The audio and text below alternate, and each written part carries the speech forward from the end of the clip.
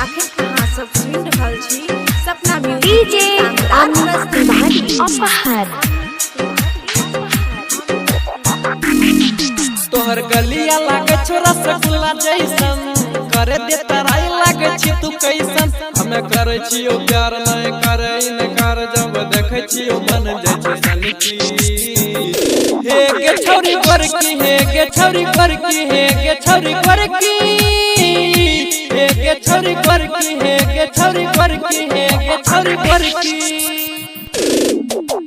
DJ Amit Tiwari अपहर।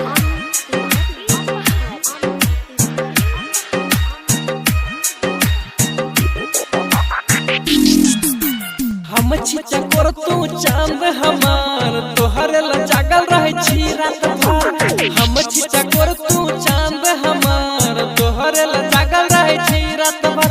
कल कबूल गुलाब मिल जैते जवाब, झूठे चिढ़ावे छी मायर के कनकी। हे गे छोरी गोरकी, हे गे छोरी गोरकी, हे गे छोरी गोरकी, हे गे छोरी गोरकी, हे गे छोरी गोरकी, हे गे छोरी गोरकी। डीजे अमित तिवारी अपहर।